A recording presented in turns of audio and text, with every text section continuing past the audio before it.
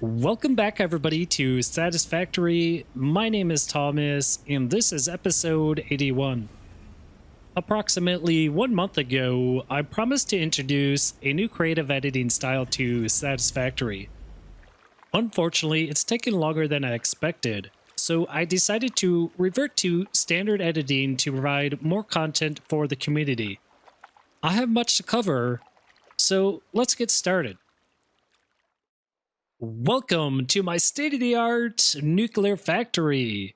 I'm excited to show you what it took to make this incredible facility a reality.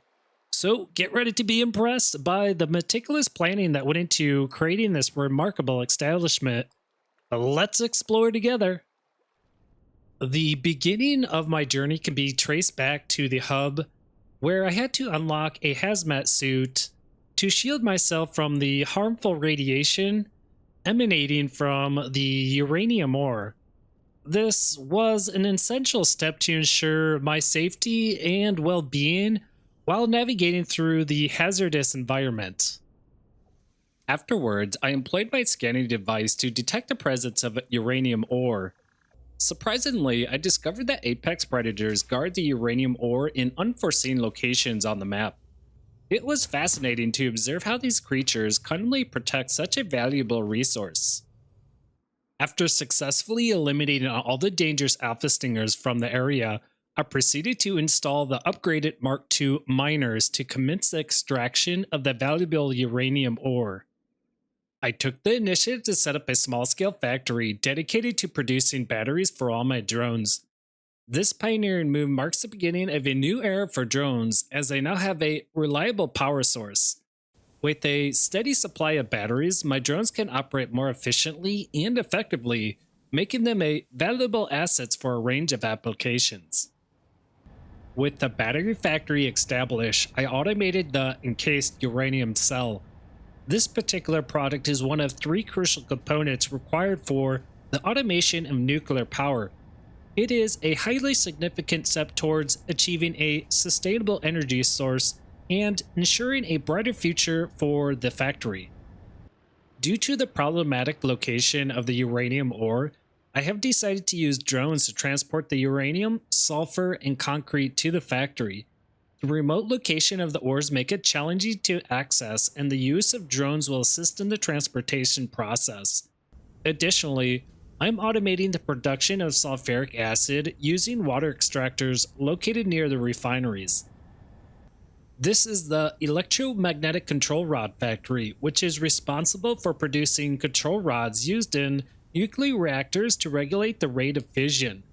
It's located adjacent to the uranium cell factory, which produces the fuel for the reactors. Look, here, the train station. It supplies the electromagnetic control rods with stators and high-speed connectors. We have made considerable progress in summarizing nuclear power, and I hope you've been able to keep up with the pace. However, there is no need to worry, as I'm almost finished here, and we could take a moment to catch our breath and reflect on our journey so far. Have a look at the manufacturers that are currently engaged in the production of uranium fuel rods. These fuel rods are designed to be used as fuel sources in nuclear power plants, providing them with the necessary energy to operate. The industrial beams, carefully enclosed within their protective casings, work in tandem with the uranium cells and the electromagnetic control rods to supply the manufacturers with necessary materials. It's an intricate process that ensures the efficiency of the entire system. After a series of careful preparations, including the enrichment of uranium and fabrication of fuel rods, the fuel rods are finally ready to be inserted into the nuclear reactor. Once inside the reactor, the uranium fuel undergoes a controlled chain reaction, which generates an immense amount of heat. This heat is then used to create steam, which in turn drives turbines to produce electricity. I have a total of 5 nuclear reactors, each capable of generating a massive 6,250 megawatts of power. This means that when all of them are operational, I have a staggering 31,250 megawatts of power at my disposal. This impressive amount of energy is more than sufficient to power my factory throughout the entire game. I'm facing a critical problem related to the buildup of nuclear waste in my industrial storage containers. The functioning of my nuclear reactors depends entirely on disposing of this hazardous waste. Unfortunately, all my storage containers are fast reaching their maximum capacity, and if the situation persists, all my reactors will eventually shut down, leading to disastrous consequences. Congratulations on following along until now. We have reached a point where we left off in the previous episode, so let's explore the hub and see how, if such technology exists, we can eliminate this nuclear waste. Great, we're back here at the hub. I'm going to press E here, and we have an active milestone selected, which is Advanced Aluminum Production. Let's head over to Select Milestone, and let's see if we can find anything related to discarding nuclear waste. So there's Leading Edge Production, and that is going to give us the turbo motor, Mark 3 miner, and a thermal propulsion rocket, and that is one of the items we need to complete phase 4. Okay, and that requires these fused modular frames. We do have this already automated. Supercomputers, yep, we have steel pipes. We're gonna have to do a micro factory for the fused modular frames. That's gonna be fun. Okay, I don't think what I'm looking for is in here. So let's go to the particle enrichment. That sounds more similar to nuclear power. All right, so what do we have here? We have plutonium fuel rods. All right, particle accelerator. Do any of these use nuclear waste? Maybe this does, but it doesn't tell me. And oh no, we need cooling systems, and we need fused modular frames and turbo motors. Oh my goodness, so 3 products that we definitely do not have. Okay, so yeah, we need to head back to the advanced aluminum milestone, and we need to unlock this so that we can begin automating cooling systems. Okay, because cooling system is needed for this milestone here. Okay, yep. So we need heavy and fused modular frames. So fused modular frames is right here. So these are the 2 products we need to unlock particle enrichment. So this is what I'm going to begin to tackle next here is the cooling system and the fused modular frames. The good thing is, guys, I did automate the radio control unit, and we have all of these products automated. All I need to do is grab this. So I am okay. Yeah, it's already selected here, so that is great. So I'm gonna go ahead and pick up the radio control units, the aluminum casing, the alclad aluminum sheets, and the wire.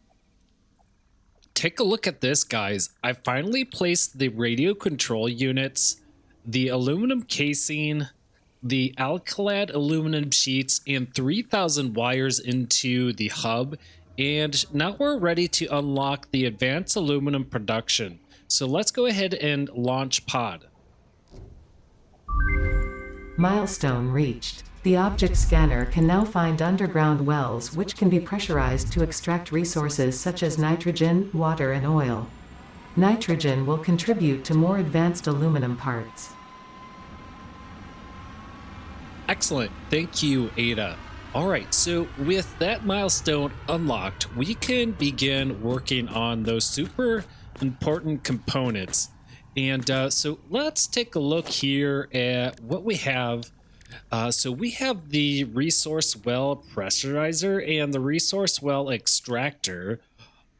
So yeah, we'll see if we need this or not. Can be placed on resource well to activate it by pressurizing underground resource. Once activated, resource well extractor can be placed on the surrounding subnodes to extract resources. Requires power. Overclocking increases the output potential of the entire resource well. Interesting. Okay. Well, you know, where do we start? Well, let's go ahead and take a look at the manufacturer, because I want to see what we can do with this. I'm going to jump down here. And so I'm going to do something like this. And what can we do here? Yes, the heavy modular frames. Now, I do have to work on that existing factory as I'm kind of mixing product. So I need to rearrange the micro factory so that we could deliver those prerequisite resources to the heavy modular frames to automate it correctly. Yeah, okay. So I'm not seeing the infused ones. So I'm going to head over here and I'm going to place down I'm guessing a blender maybe? Ah, yes, here's the cooling system in the fuse modular frames. Oh my goodness, and the cooling system needs heat sinks. Oh my goodness. Guys, we're gonna have to automate heat sinks. We got the rubber, we got the water, and we need to get nitrogen gas. How do we get nitrogen gas? I'm not sure. And then the fuse modular frames takes heavy modular frames, 50 aluminum casings, and 25 nitro gas. Okay, so look, the fuse modular frame is going to be a lot easier to automate. So what I'm going to do is I'm going to start with the nitrogen gas because that goes into the cooling system and the fuse modular frames. And then I can work on the heavy modular frame micro factory to fix the resources going into that factory. So let's start with going over to the heavy modular frame and taking a look at what's going on over there. Here we are at the heavy modular frame factory, and so we have three manufacturers creating the heavy modular frames. And if we kind of head down here, we can take a look at our inventory, and there it is, 0 heavy modular frames. Well, why is that? Well, if we take a look here, we can see that our modular frames are mixed with the screws, and therefore the screws are going into here. And as you can see, now we have 2 conveyor belts of screws, and we only need 1. And so there's a problem with my train, and my train is picking up screws and the modular frames, which is a problematic issue. So I need to find this train and then find a way to get the screws from not unloading into the second freight station here. So I'm going to take a look at that. I'm going to fix it real quick, and then this will begin automating heavy modular frames, and then we can move on to the next component here. I'm here at the modular frame factory, and I noticed that I'm not producing any more modular frames. So it looks like we're not getting enough screws here. And so I'm going to take a look here, and where are we grabbing screws from? Okay, so we got the reinforced iron plates here, and then no screws here. That's problematic.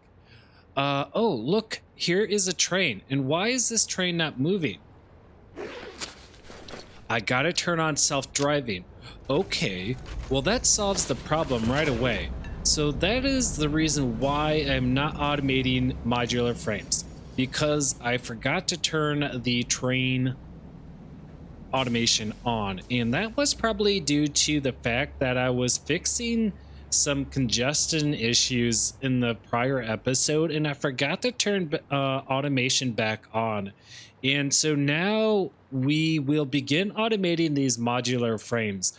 Currently, I'm visiting every single micro factory, and I'm checking to see if any of the stops are going to contaminate my storage containers here. So here at the modular frames, we're all good. This is loading up the second cargo wagon. So I'm going to enter into the engine here, and then I'm going to turn this on, and now we're going to be heading to the industrial encased beams, and we'll check and see if any of that is going to be contaminated at all. So I'm back here at the industrial encased beams, and it looks like we're having a production issue. So let's take a look here, and right away I can see that we're not getting enough steel pipes over to this micro factory. So that's another problem we're going to have to address. But let's continue to fix the screw issue for the heavy modular frames. And if we take a look here, we can see that all of the heavy modular, all the encased beams are going into here, which is really nice. But our buffer is starting to empty out, and that's not good news. And if we take a look over here, we have nothing in there. We have the concrete. Okay, so we have all the concrete, but again, it's the steel pipes that we're not getting over here. So we're gonna have to look at the steel pipe microfactory and see what's going on with that. But before we do that, let's jump back in the engine here, because the microfactory here looks good and none of our cargo wagons are being contaminated with screws. So I'm gonna hit Q and we're gonna turn this on. And now we're going to head over to the screw microfactory and let's see if that's going to contaminate any other cargo wagons here. Welcome to my screw microfactory. I just arrived and we are producing a lot of screws. And if we take a look at the receiving end of these screws, you can see that we are loading screws into slot number 2 for the freight platform here. So we got slot 2, so we got a spacer, slot 2, spacer, slot 4, which is more screws. All right, so the goal is to get these screws into the 4th slot, which is right here. We have screws in the 4th slot, but we also have screws in the 2nd slot. And so when my train stops here to pick up the screws, it's got to pick it up in the 4th slot, but it also picks it up in the 2nd slot, and then it contaminates the 2nd cargo wagon with the modular frames. And so then that is going to contaminate the heavy modular frame factory when it starts unloading the 2nd freight cart. That's a problematic issue here. So how am I going to fix this?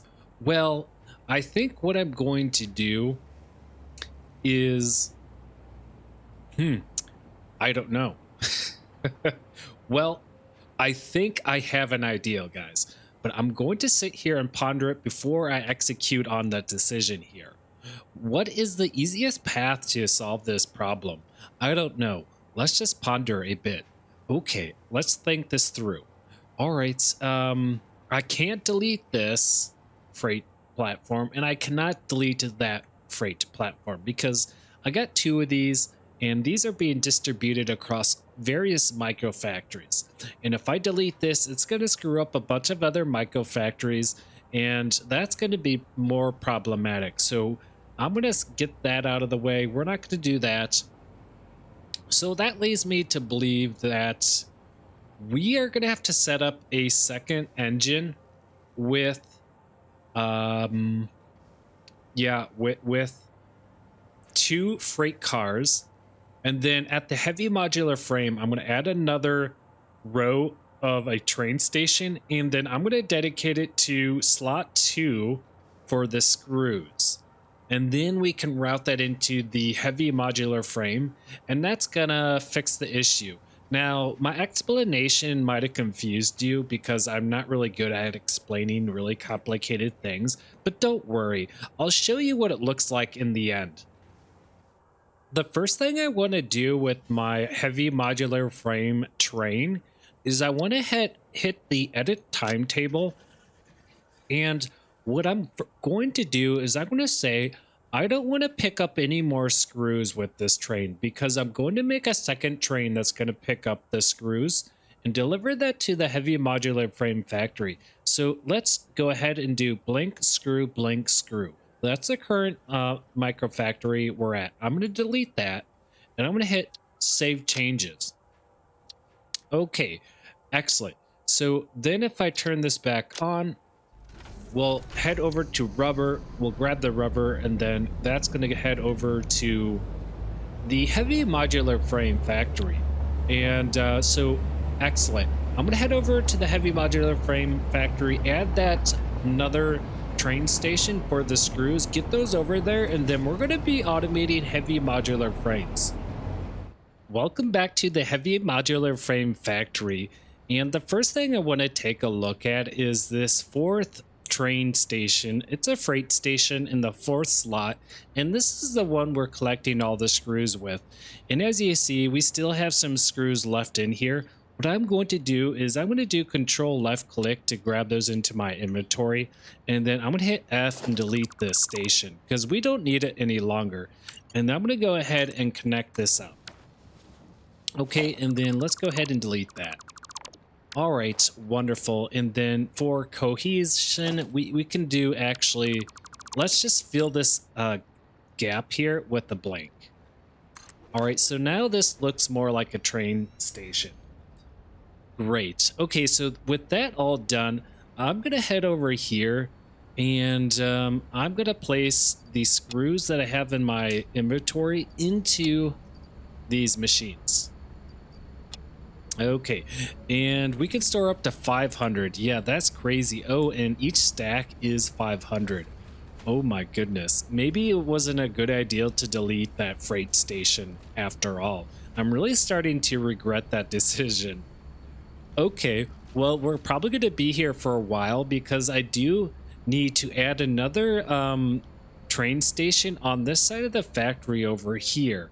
So what I'm going to do is I'm going to, for the first time, place a train station over here, and then what I'll do is I'll do a blank, and then a train or a freight station in the second slot, and then that's going to pick up the screws.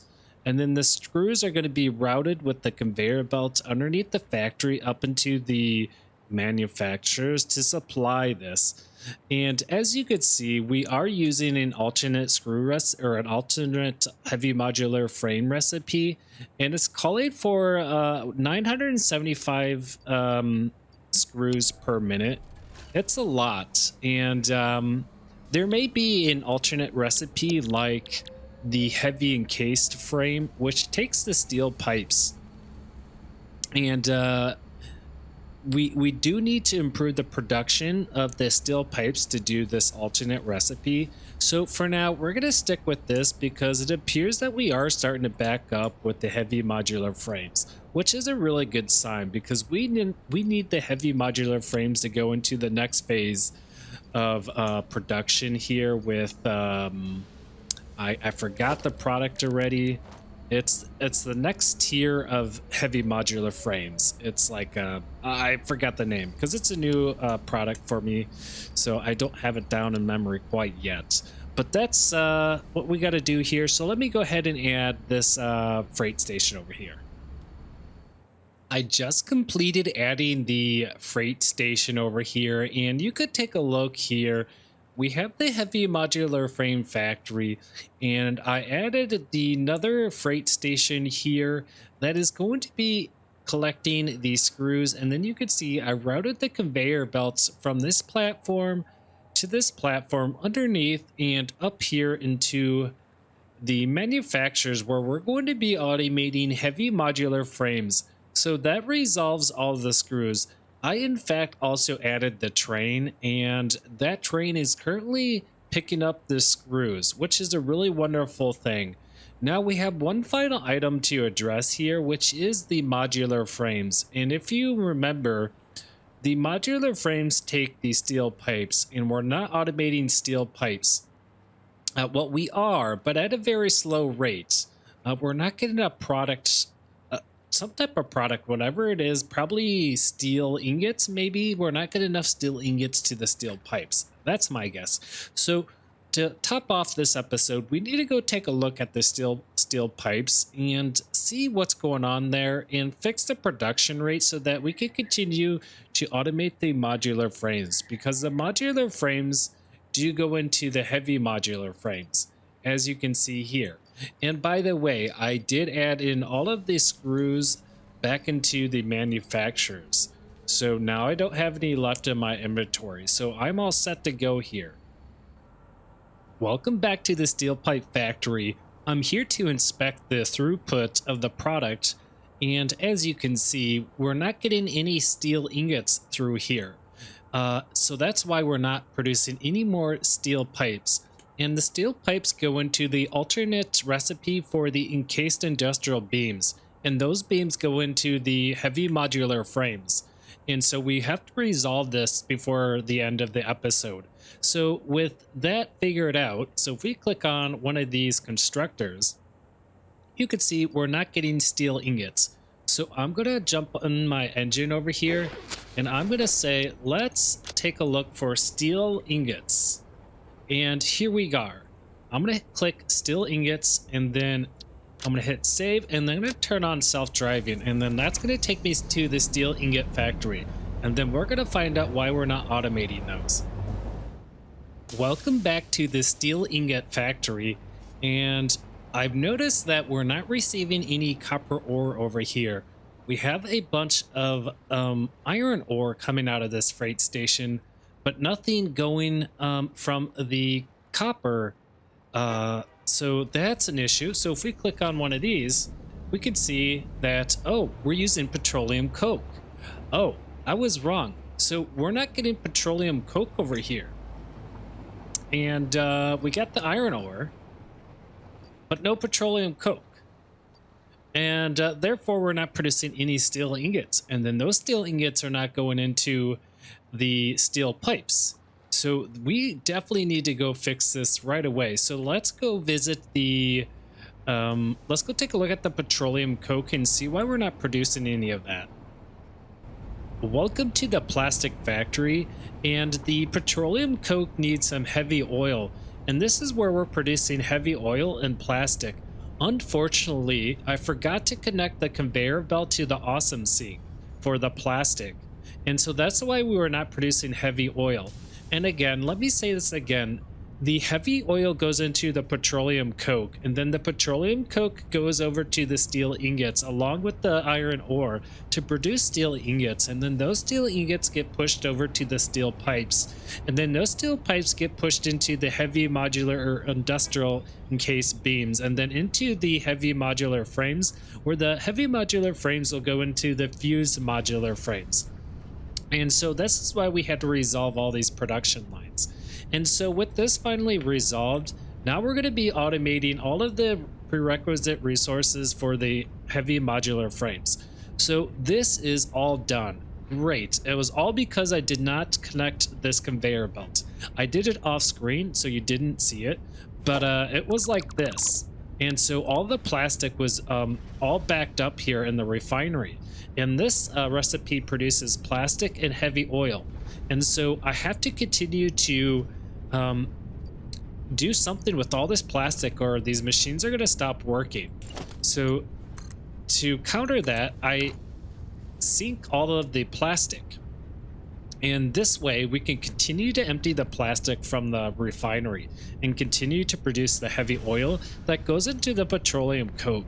And if we take a look at the petroleum coke here, or the heavy oil, if we get backed up on heavy oil, then we turn that into barrels right here.